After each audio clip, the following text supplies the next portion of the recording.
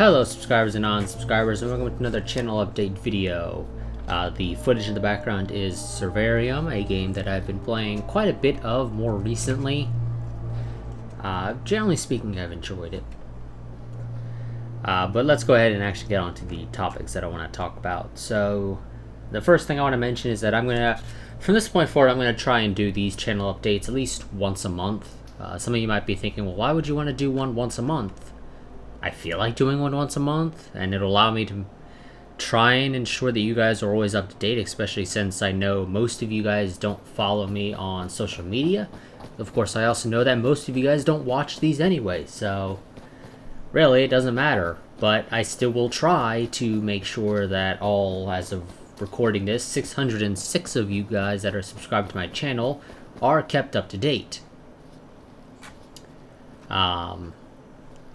As for the next thing, the voting for Vehicles of War Thunder has ended. It ended at the end of May, and since we are now in June, it is over. However, because I'm the only one that voted, because yes, I do vote in my own polls in most cases, since I'm the only one that voted, it's really just a whatever I wanted to do. And granted, while researching, I'm fine with the plane that I selected. The tank, not so much. The issue with the tank is that I specified a very specific model. I specified that I was going to be doing the Panzer IIIe. However, after doing research, at least from what I can find, there doesn't seem to be a substantial amount of info on specifically the Panzer IIIe. Okay, but I can find tons of info on the entire Panzer III line. So I've got a question for the few of you guys that actually watch this, and I'll probably try and do it. I'll probably say this exact same thing in the next Vehicles of War Thunder, or probably ask the same question. How would you guys prefer for me to go about that? Would you prefer for me to specifically have the video on just the Panzer IIIe, like I put in the poll, or would you prefer that I go with the entire Panzer line? Personally, I'm fine either way. It's just a question of really then how long the video will be. Because if I do just the Panzer IIIe, the video will be fairly short. But if I do the entire Panzer line, or the entire Panzer III line, the video is actually going to be fairly long, and potentially I'll end up wanting to split it into two parts. Just to make up for, or just because of the sheer length, I figure most people may not want to watch a very long video talking about the Panzer IIIs. So that is as I said, a question for you guys. So the Panzer IIIe will be, or the Panzer III / Panzer IIIe Vehicles of War Thunder episode will be next month. This month is going to be the Grumman F3F. And specifically the model that they have in the game is the F3F2, however there is an F3F3. So I'm just going to be covering the entire F3F line. Nonetheless, that's that.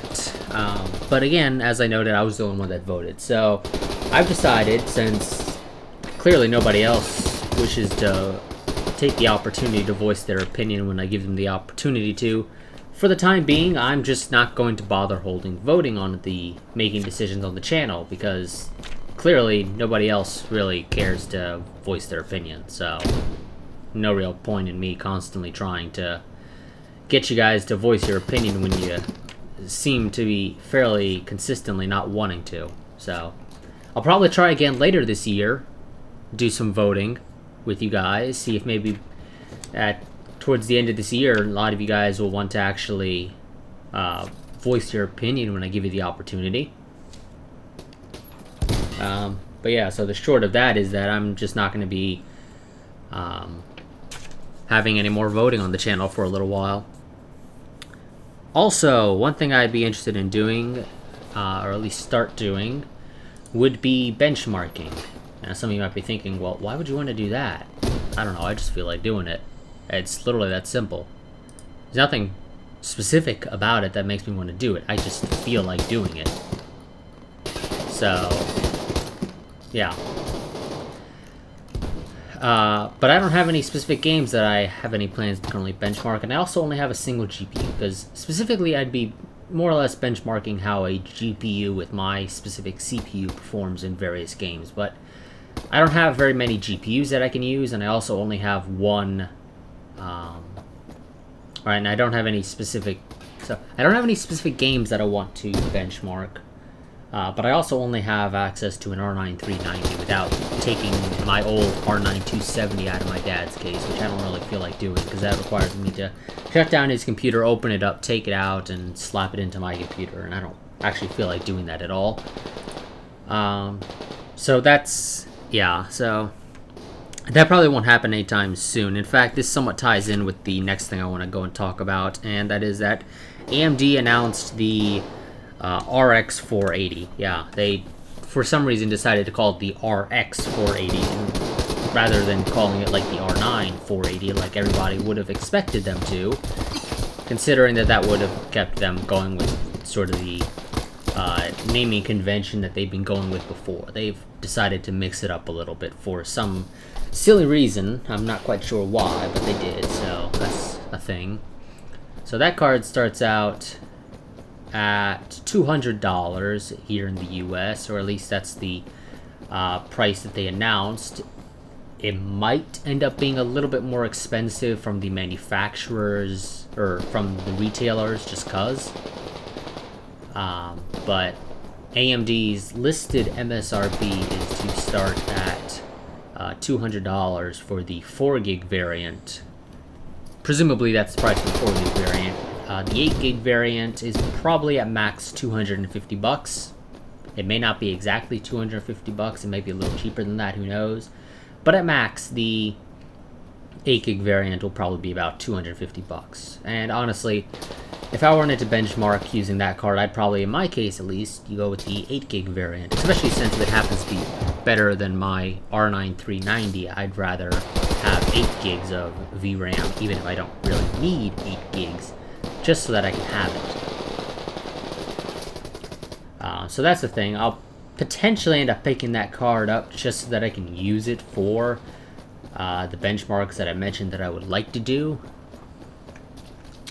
And, you know, if for some silly reason AMD just feels like sending one my way, I don't see this happening. But, you know, just on the random off chance that for some reason they feel like doing it for the hell of it, then sure, whatever. I won't complain. But that's that. Also, I want to go and mention that Patreon has changed the way that they charge patrons, or at the very least when they first subscribe. So now when somebody first subscribes over on Patreon to become a patron, or as I label it in the cards, Favosor, which is essentially just the Latin for that.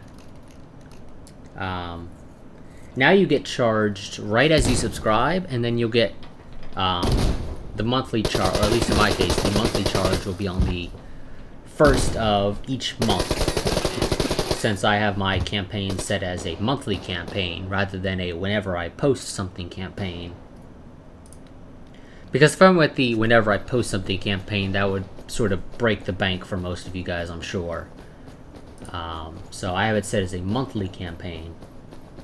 And I've got a couple of reward tiers there. I've got like a $1 reward tier. I got a $5 and a $20 and a $40. And, you know, if I can come up with some other rewards to put there, I will. But as it stands right now, I've only got those 4, and the pricing difference between them may not necessarily be the greatest. But, yeah. So, as I said, yeah, Patreon's changed it so that when you first subscribe, you now get charged right then and there, and then you'll be charged every month subsequently on the 1st of that month. So, if you were to subscribe right now on June 2nd as of recording this, you would get charged right then and there for, say, you go with the $1 tier, the $1 reward tier. So you'll get charged $1 on June 2nd, but then you'll get charged $1 again on July 1st, and then charged again on August 1st, and etc. down the line. And I actually do want to go and mention that, at least if my calculations are correct, which they may be off a little bit because I probably screwed up entering things, but at least according to my calculations, if all 600, and actually let me make sure I correct that number, all 606 of you guys that are subscribed to my channel, though of course I know only like 5 of you guys will watch this video, but you know, if all 606 of you guys were to subscribe nonetheless over on Patreon, I'd be looking at about $6,905 or so a year before any taxes that would be applied to that afterwards. So, I mean, that'd be quite a chunk of change to be able to use to buy games, computer hardware, etc. Just anything that essentially that I needed to buy, that I could use the money for, which is pretty much anything. So, again, that's a thing there. There's no requirement for you guys to go and become one, but it is definitely appreciated if you are able to. And, I mean, you can just go ahead and go with the $1 tier for all anyone cares. That's fine. I'm not going to complain. Again, all 606 of you guys going with $1 is close to, or is a little over $6,900 a year. And that's quite a chunk of change, especially since, honestly, I can't really think of anything that I'd spend that much money on in a year. I mean, the bulk of that may go towards building a rendering PC for the first year, but there's really not much else that I would normally spend that much money on, so a lot of that money would probably end up sort of just sitting in the bank to accrue interests, actually. So in reality, I don't need even all 606 of you guys to even go with the $1 tier to be able to sit fairly comfortably to be able to cover any costs for buying new hardware, new games, etc. But as for the last thing that I want to go and mention in this video, I'm going to be making one change to my upload schedule. So, I currently have Medal of Honor Allied Assault uploading on Monday. And in fact, I'm going to go and probably, as soon as I finish recording this, I'm going to go and record what I think is going to end up being the last episode of that series. But once I finish off Medal of Honor Allied Assault, I do not plan to replace it immediately, at least. The idea is that I'm going to try and leave Monday open as essentially a day for me to go and record for Tuesday and potentially Wednesday as well. That way I can leave Wednesday open to record for Thursday and potentially even Friday if I feel like it, which would then leave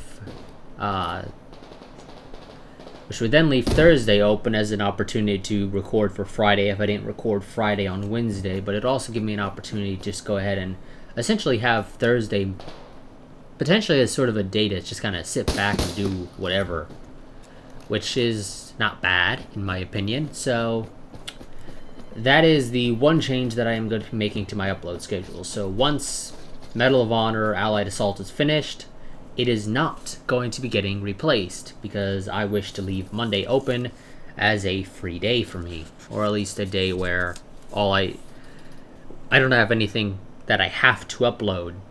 I will probably still try to upload on Monday, but the things that'll get uploaded on Monday will be things like Servarium, War Thunder, Verdun, just sort of what I would refer to as the generic filler content that I upload onto my channel.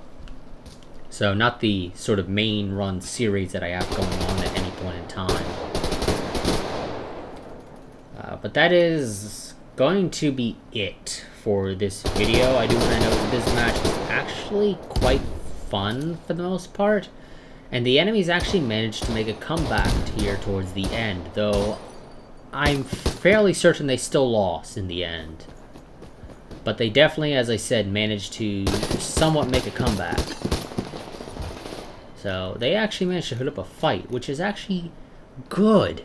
And I like when my enemy is able to actually put up a fight, especially when they go from being crushed to at least somewhat evening the score.